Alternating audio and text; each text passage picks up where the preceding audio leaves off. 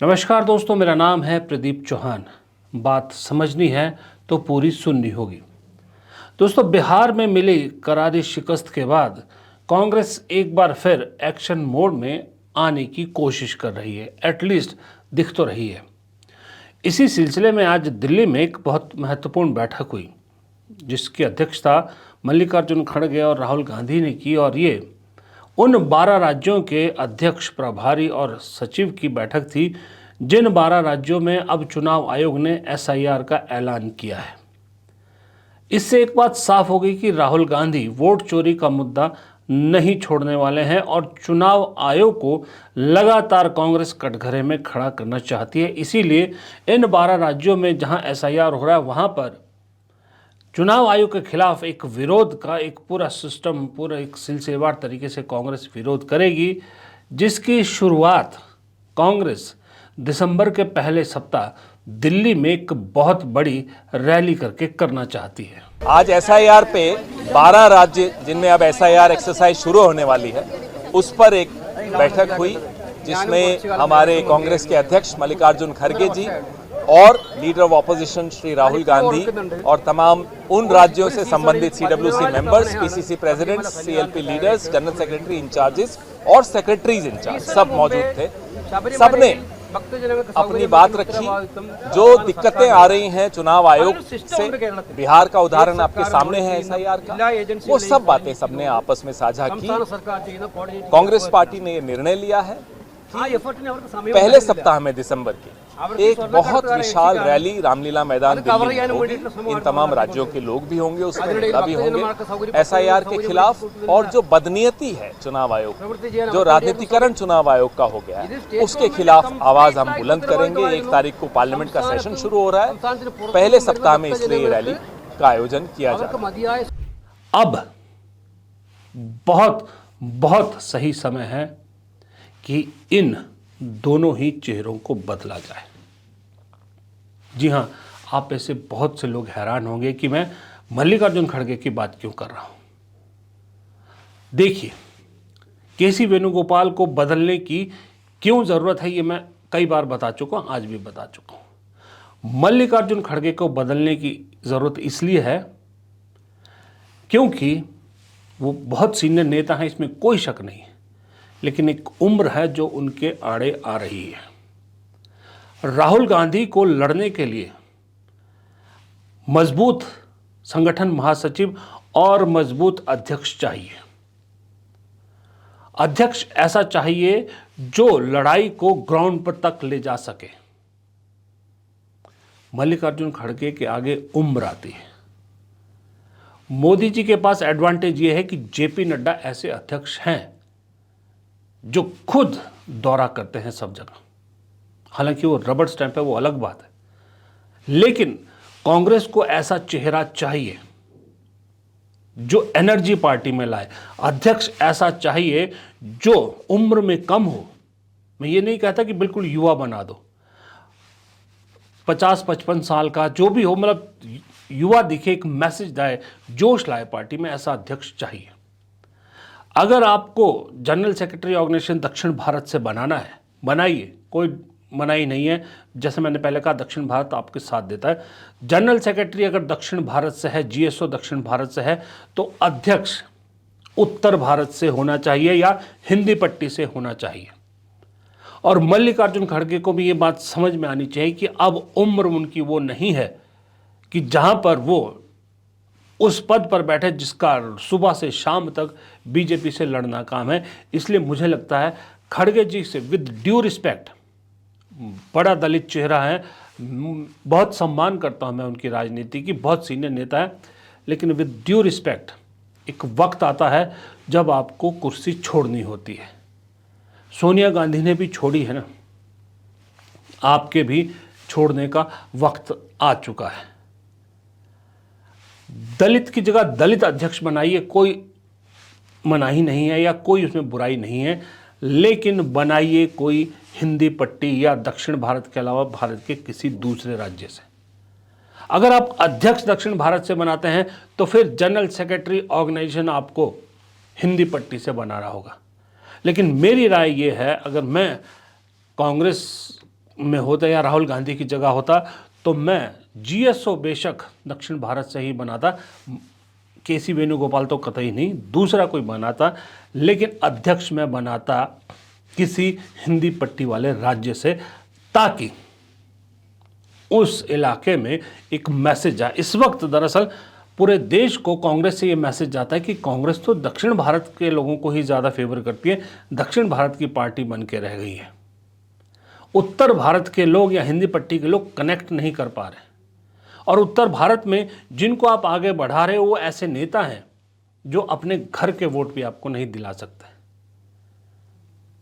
अजय माकन को आप इतनी जिम्मेदारियां दे रहे हैं, 5 चुनाव हो गए, वो चुनाव समिति के अध्यक्ष होते हैं, टिकट बंटवारे की कमेटी के अध्यक्ष होते हैं, हर जगह चुनाव हारते हैं, गलत टिकट बंटवारे का सबसे बड़ा आरोप लगता है, उसके बावजूद लगातार जिम्मेदारी मिल रही है। भंवर जितेंद्र सिंह, इंपॉर्टेंट असाइनमेंट उनको मिलती है, लेकिन वो कब आखिरी बार खुद का चुनाव जीते थे उनको खुद भी शायद याद नहीं होगा। रणदीप सुरजेवाला, नहीं जानते उन्होंने आखिरी चुनाव कब जीता था। इसी तरह से बहुत से ऐसे नाम हैं। इमरान प्रतापगढ़ी, शायर अच्छे हैं, भीड़ जुटाते हैं शायरी के जरिए, लेकिन वोट में कन्वर्ट नहीं कर पाते। कन्हैया कुमार, वक्ता अच्छे हैं, बिहार चुनाव ने साबित कर दिया वक्ता अच्छे हैं, नेता बड़े नहीं हैं। लेकिन अध्यक्ष के लिए चाहिए एक ऐसा नेता जो जमीन जानता हो, जमीन की खुशबू पहचानता हो, राजनीति की आबो हवा पहचानता हूँ। अब मैं एक नाम इसमें दे सकता हूँ, अभी जो मुझे इमीडिएटली याद आ रहा है वो है सचिन पायलट। मैं ये नहीं कह रहा कि सचिन पायलट को अध्यक्ष बनाइए, मैं कह रहा हूँ सचिन पायलट जैसा कोई नेता खड़ा कीजिए। सचिन पायलट अगर अध्यक्ष बनने को तैयार हो जाते तो उससे अच्छा तो कोई चीज़ हो नहीं सकती। उनके पास सब कुछ है। राहुल गांधी के जो जेनजी को अप्रोच करने की कोशिश है वहाँ भी फिट बैठते हैं, वो अच्छे वक्ता हैं, ज़मीनी नेता हैं, मास लीडर है, सब कुछ है। लेकिन मुझे लगता है वो राजस्थान पे ज़्यादा कंसंट्रेट करना चाहते हैं, वो नहीं तो वैसा कोई और। जीएसओ आपको दक्षिण भारत से बनाना है तो डीके शिव कुमार को, जिनको आप मुख्यमंत्री बनाने का वादा कर चुके हैं लेकिन नहीं बना पा रहे सिद्धारमैया के होते हुए, वो अभी मैंने 2-3 दिन पहले उनका बयान सुना, उन्होंने कहा कि पार्टी मुझे जो जिम्मेदारी देगी मैं उसे निभाने के लिए तैयार हूँ। क्यों नहीं डीके शिव कुमार को दिल्ली ला के जनरल सेक्रेटरी ऑर्गेनाइजेशन बनाते, क्योंकि वो संगठन कैसे खड़ा करना है ये साबित कर चुके हैं कर्नाटक में। केसी वेणुगोपाल ने तो कुछ भी साबित नहीं किया। तो ये 2 चेहरे कांग्रेस में बदलने बेहद ज़रूरी है। ऊपरी लेवल पर एक अध्यक्ष, एक जीएसओ, और नीचे ये जो स्लीपर सेल बैठे हैं, ये जो खाते कांग्रेस के हैं, गुण गाते हैं मोदी जी के, ये जो सिर्फ और सिर्फ चापलूसी के ज़रिए टिके हुए हैं, इन सब को किक आउट करने का वक्त आ गया है। और किक आउट भी ऐसा नहीं कि कहीं आसपास रहे कि भाई यहाँ से हटा के यहाँ लगा दिया, यहाँ से हटा, नहीं। Kick out means complete kick out. बेकाम का कर दो, इन्हें निकालिए मत, बेकाम कर दीजिए, अपने आप निकल के जाएंगे। और इनको मालूम है अब बीजेपी भी इनको लेने वाली नहीं है, कि बीजेपी जानती है वहाँ ओवर क्राउड हो चुका है, पहले कांग्रेसी दुनिया भर के भर चुके हैं, और अगर इंडिपेंडेंट जाते हैं तो हाल गुलाम नबी आज़ाद जैसा होगा, ये भी ये जानते हैं। इसलिए कपिल सिब्बल जैसा नेता जो कांग्रेस छोड़ के गया था, साफ झलकता है वो आतुर बैठे हैं कि कब कांग्रेस उन्हें बुलाए और वो कब कांग्रेस में वापस आए। तो ये 12 राज्यों में दरअसल एसआईआर, चुनाव आयोग और वोट चोरी, तीनों के मुद्दे को राहुल गांधी अब इस देश के कोने कोने तक पहुंचाना चाहते हैं। मुझे लगता है राहुल गांधी ने ठान लिया है कि इस मुद्दे को अब एक सिरे तक पहुंचाना ज़रूरी है। ये तो थी आज की खबर, लेकिन अब इस खबर के पीछे की खबर जो ना जाने राहुल गांधी क्यों नहीं देख रहे या देख के भी क्यों अनदेखा कर रहे हैं, वो भी जानना ज़रूरी है। और राहुल गांधी के लिए बेहद ज़रूरी है कि इस वक्त लोहा गर्म है, और राहुल गांधी ने अगर इस वक्त हथौड़ा नहीं मारा तो पार्टी में जो चल रहा है वो यूं ही चलता रहेगा, यानी ट्रांसपोर्ट की खटारा बस चल रही है और यूं ही चलती रहेगी, रिपेयर नहीं हो पाएगी। अब राहुल गांधी ने आज, मल्लिकार्जुन खड़गे ने आज बैठक ली। अब आप देखिए इस बैठक में इतना इम्पोर्टेंट मुद्दा कि 12 राज्यों में एसआईआर का विरोध कैसे करना है, चुनाव आयोग को कटघरे में कैसे खड़ा करना है, वोट चोरी को कैसे एक्सपोज करना है, ये राहुल गांधी जिनसे डिस्कस कर रहे थे उनके बीच में कौन बैठे थे। सबसे पहला चेहरा देखिए, सलमान खुर्शीद। याद है ये सलमान खुर्शीद कुछ दिन पहले जब विदेश दौरे पर गए थे डेलीगेशन, सरकारी डेलीगेशन का हिस्सा बन के, तो पार्टी हाईकमान की जो ऑर्डर थे या पार्टी हाईकमान को कितना धत्ता बताया था इन्होंने, उसके बावजूद आज भी डिसीजन मेकिंग बॉडी में बैठे हैं और इतने इम्पोर्टेंट इशू पे क्या करना है इसमें भागीदारी कर रहे हैं। दूसरा चेहरा ये देखिए, छोटे से दिख रहे हैं, मिस्टर राजीव शुक्ला। इनसे ज़्यादा डबल ढोलकी कांग्रेस में कौन है ये बताने की भी ज़रूरत नहीं है। कांग्रेस तो छोड़िए, दिल्ली में जितने राजनीतिक गलियारे हैं सब गलियारों में मालूम है कि राजीव शुक्ला कांग्रेस के नहीं हैं। राजीव शुक्ला उस पार्टी के हैं जहां जहां इन्हें कुछ फ़ायदा नज़र आता है। सब जानते हैं कि जब पॉलिटिकल प्राइवेट बैठकें होती हैं, पार्टियां होती हैं, वहाँ राजीव शुक्ला क्या खेल करते हैं, कैसी बातें करते हैं, उसके बावजूद मजाल है कि राजीव शुक्ला पे कोई उंगली उठाए और इतनी इम्पोर्टेंट बैठक में बैठे हैं। फिर ये देखिए मिस्टर पी चिदम्बरम, कुछ दिन पहले ही ठीक बिहार चुनाव के बीच में इन्होंने एक इंटरव्यू दिया था जिसमें परिवारवाद, कांग्रेस के परिवारवाद पर लंबा चौड़ा भाषण दिया था और गांधी नेहरू परिवारवाद पर भी बहुत कुछ बोला था। और ये शख्स बैठा है उस बैठक में जहां राहुल गांधी अपने मुद्दे को कैसे दूर दूर तक पहुंचाना है इस पर लोगों से बात कर रहे हैं। ये शख्स ईमानदार रहेगा? और अगर राहुल गांधी सोच रहे हैं ईमानदार रहेगा तो फिर बहुत बड़ी गलतफहमी में। अब ये देखिए, ये जवान सा खूबसूरत सा चेहरा, इनका नाम है अमित पाटकर। ये गोवा में कांग्रेस के प्रदेश अध्यक्ष हैं। जितनी कंट्रोवर्सी में ये प्रदेश अध्यक्ष हैं, शायद ही कांग्रेस का कोई और प्रदेश अध्यक्ष इतनी कंट्रोवर्सी में हो। गोवा की आधी से ज़्यादा कांग्रेस इनके खिलाफ है क्योंकि इन पर बड़े संगीन आरोप है कि जो अभी वहाँ बीजेपी के मुख्यमंत्री हैं उनके साथ इनके व्यापारिक संबंध है। कांग्रेस के लोग खुलेआम आरोप लगाते हैं कि ये बीजेपी के इशारों पर कांग्रेस पार्टी चलाते हैं। ये एसआईआर के मुद्दे पर चुनाव आयोग को घेरेंगे, बीजेपी के खिलाफ जाएंगे और राहुल गांधी के वोट चोरी के मुद्दे को बुलंद करेंगे। बहुत गलतफहमी है। अब ये एक ही है भाई साहब शशि थरूर।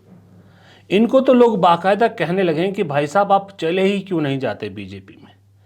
आज सोशल मीडिया पर कल प्रधानमंत्री ने एक अखबार के फंक्शन में जो भाषण दिया उस भाषण के तारीफों के पुल बांध रहे हैं।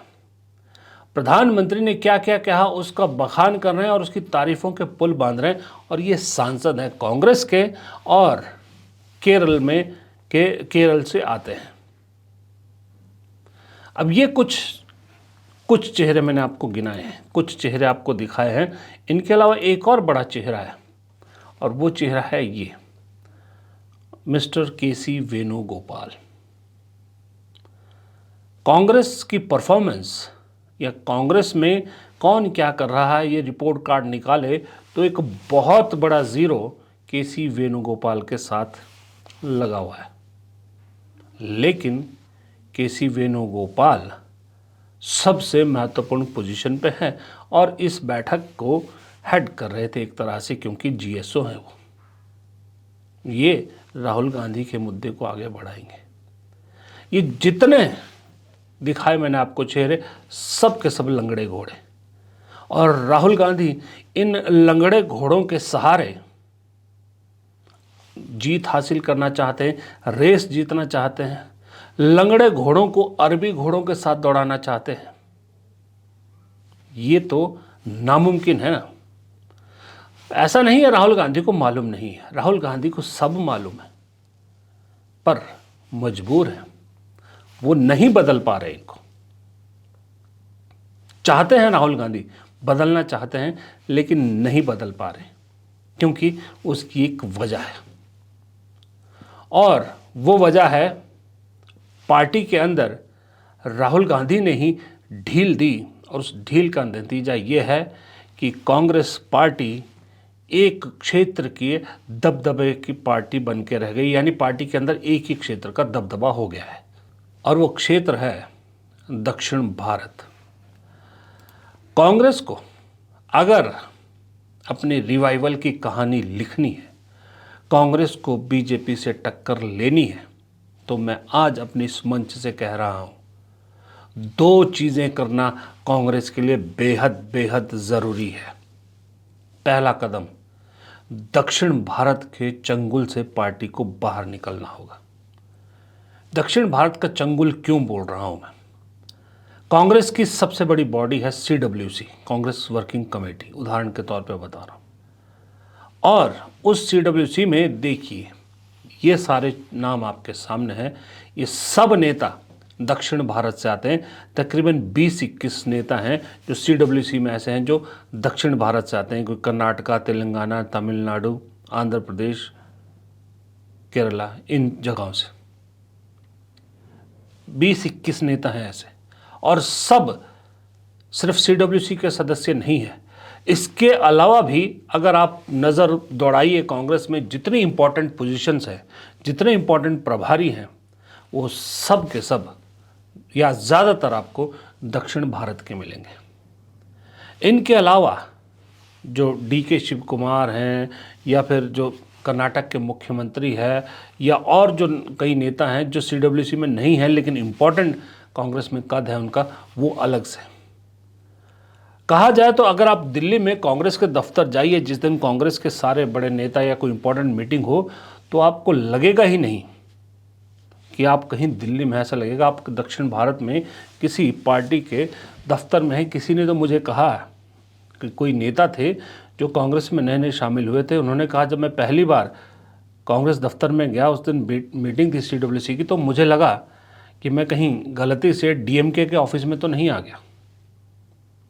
इतना दबदबा है दक्षिण भारत का। और मज़े की बात है, इम्पोर्टेंट पोजीशन, और सिर्फ इसलिए कि दक्षिण भारत कांग्रेस को जिताता है। बात तो सही है, कांग्रेस का साथ देता है, खास करके केरल। तमिलनाडु में आप दूसरे नंबर पे है, तेलंगाना में आपकी सरकार है, आंध्र प्रदेश में आप है नहीं, कर्नाटक में भी सरकार है। तो ये तो बराबर सा बैलेंस है। उसके बावजूद दबदबा पूरा दक्षिण भारत का है। लेकिन कांग्रेस की किस्मत देखिए, ये बदकिस्मती देखिए, जहां कांग्रेस को लड़ना है, जहां बीजेपी से मुकाबला करना है, वो सारे का सारा इलाका है दक्षिण भारत के बाहर का। दक्षिण भारत में कर्नाटक के अलावा बीजेपी से कांग्रेस का कहीं सीधा मुकाबला है ही नहीं। केरल में लेफ्ट है, तमिलनाडु में आप DMK के सहयोगी हैं, आंध्र प्रदेश में आप तीसरे नंबर की पार्टी है, तीसरे चौथे नंबर की पार्टी है। बचा एक सिर्फ कर्नाटका, और तेलंगाना में आपका मुकाबला मेनली BRS के साथ है। बीजेपी से जब सीधा मुकाबला होता है तो कौन से इलाके होते हैं, कौन से प्रदेश हैं? हिंदी पट्टी या दक्षिण भारत के अलावा दूसरे राज्य, चाहे गुजरात हो, महाराष्ट्र हो, मध्य प्रदेश, राजस्थान, उत्तर प्रदेश, बिहार, पंजाब, हिमाचल, उत्तराखंड, दिल्ली, ये सारे राज्य। लेकिन जब कांग्रेस के नेतृत्व की बात आती है, लीडरशिप की बात आती है, तो ये कहीं बहुत कम दिखाई देता है इनका रिप्रेजेंटेशन। नाम को आपको कुछ चेहरे दिखते हैं, जैसे सचिन पायलट, अशोक गहलोत, भूपेश बघेल, भंवर जितेंद्र सिंह, या 2-4 ऐसे नाम ले लीजिए। बाकी प्रदेश अध्यक्षों को छोड़ दीजिए, बाकी आपको नहीं दिखेंगे हिंदी पट्टी के नेता। क्या कांग्रेस के पास दक्षिण भारत के अलावा और कहीं कोई नेता नहीं है? भरमार है कांग्रेस के पास दक्षिण भारत के अलावा नेताओं की, लेकिन क्योंकि राहुल गांधी वायनाड से चुनाव जीते, उसके बाद वो दक्षिण भारत की तरफ ऐसा उनका झुकाव हुआ कि आज भी माना यह जाता है कि दक्षिण भारत को लेकर एक बहुत बड़ा सॉफ्ट कॉर्नर राहुल गांधी के दिल में है कि अब तो प्रियंका गांधी भी वहाँ की सांसद है, और उसी का फ़ायदा केसी वेणुगोपाल जैसे शख्स उठाते हैं जो राहुल गांधी के नज़दीकी बने हुए हैं, और इतने लगातार फेलियर होने के बावजूद कोई सवाल उन पर नहीं उठता है। अभी बिहार के हाल के बाद भी, बिहार में जो हार हुई है, सोशल मीडिया पे आप देखिए, लोगों ने केसी वेणुगोपाल को लेकर इतने सवाल उठाए हैं, लेकिन कोई कार्रवाई नहीं है। और मज़े की बात है, केसी वेणुगोपाल का कार्यकाल भी पूरा हो चुका है, उसके बावजूद कांग्रेस में अगर कोई सबसे ताकतवर है, जी हाँ, सबसे ताकतवर चेहरा राहुल गांधी है, अध्यक्ष मल्लिकार्जुन खड़गे हैं, लेकिन सबसे ताकतवर अगर कोई इंसान है तो वो केसी वेणुगोपाल है। कहा जाता है कांग्रेस में उनकी मर्जी के बगैर पत्ता भी नहीं हिलता, क्योंकि राहुल गांधी उन्हीं की राय पर चलते हैं। तो इसलिए दक्षिण भारत के जितने नेता हैं उन्हें उत्तर भारत की राजनीति क्या है ऐसा लगता है कोई अंदाजा नहीं है। आप दक्षिण भारत में चाहे केरल भी जीत लीजिए, कर्नाटक जीत लीजिए, तेलंगाना जीत लीजिए, मैं कहता हूँ तमिलनाडु में भी आप कोalition में सरकार में, आंध्र प्रदेश भी जीत लीजिए, लेकिन जब तक देश के दूसरे हिस्सों में दक्षिण भारत, मध्य भारत, उत्तर भारत में आप नहीं जीतोगे, जब तक वहाँ बीजेपी को सीधी फाइट में नहीं हराओगे, तब तक आप देश की केंद्र की सत्ता में नहीं आ सकते। सबसे बड़ी बात यह है, क्योंकि मैसेजिंग जाता है। जिस दिन कांग्रेस ने उत्तर भारत में कहीं बीजेपी को हरा दिया, उसका मैसेज ही अलग होगा, क्योंकि जब जब बीजेपी से कांग्रेस हारती है उत्तर भारत के, खास करके हिंदी पट्टी में, तब तब मैसेज पूरे देश में ऐसा जाता है कि कांग्रेस का तो कोई नाम लेवा नहीं बचा है, क्योंकि कांग्रेस दक्षिण भारत तक सिमट गई है। 2 साल बाद हिमाचल के चुनाव है, इकलौती सरकार है कांग्रेस की दक्षिण के अलावा। अगर वहां हार गए तो सच में कांग्रेस का पूरा जो कुनबा है वो सिर्फ दक्षिण तक रह जाएगा। इसलिए एकदम राइट टाइम है, बहुत राइट टाइम है कि कांग्रेस को दक्षिण के चुंगल से छुड़ाइए। मैं ये नहीं कहता दक्षिण को रिप्रेजेंटेशन मत दीजिए, दक्षिण इंपॉर्टेंट है, दक्षिण कांग्रेस के साथ रहता है, लेकिन भारत के बाकी हिस्सों को भी उनका शेयर दीजिए, आप बाकी हिस्सों को भी रिप्रेजेंटेशन दीजिए। इसी सिलसिले में दूसरा मेरा पॉइंट है, कांग्रेस के पास कमी नहीं है, कांग्रेस के पास रिसोर्सेज भी कमी नहीं है, नेताओं की भी कमी नहीं है, कमी है सिर्फ इस चीज़ की कि कड़े फैसले लेने वाला कोई नहीं है, कड़े फैसले लेने की हिम्मत कोई नहीं कर पाता है। राहुल गांधी को करनी होगी। हाँ, ये बात है कि राहुल गांधी अध्यक्ष तो नहीं हटा सकते, इसलिए मैंने कहा मल्लिकार्जुन खड़गे को खुद ये सोचना पड़ेगा कि क्या मैं पार्टी के लिए वो कर पा रहा हूँ जिसकी ज़रूरत पार्टी को है। अगर नहीं कर पा रहे तो फिर रास्ता छोड़ देना चाहिए। वैसे भी मल्लिकार्जुन खड़गे कह चुके हैं कि अब मैं शायद एक्टिव राजनीति में नहीं रहूँगा। A.K. एंटनी भी रिटायर हो चुके हैं, कमलनाथ को भी रिटायर कर दीजिए, दिग्विजय सिंह रिटायर कर दीजिए। कांग्रेस को भी एक रिटायरमेंट एज अपने यहाँ पर रखनी चाहिए, तभी कुछ सोल्यूशन निकलेगा, तभी ये SIR का मुद्दा हो, वोट चोरी का मुद्दा हो, जो भी आपके मुद्दे हो, तभी तो लोगों तक पहुँचेंगे। नहीं तो सब सोशल मीडिया पे पोस्ट करके हवा ही रह जाती, चीज़ें ज़मीन तक पहुँचती ही नहीं, और जब सपना टूटता है तो बिहार जैसा हाल होता है। फिलहाल इस वीडियो में इतना ही। अगर आपको वीडियो पसंद आया, अगर मेरी बात पसंद आई हो, तो वीडियो को लाइक करना मत भूलिए, क्योंकि आपके लाइक करने से बहुत मदद मिलती है। वीडियो को लाइक ज़रूर कीजिए। कमेंट बॉक्स में आपकी राय उससे भी ज़्यादा इम्पोर्टेंट है। और अगर आपने अब तक चैनल को सब्सक्राइब नहीं किया है तो मेहरबानी करके चैनल को सब्सक्राइब ज़रूर कीजिए। नमस्कार।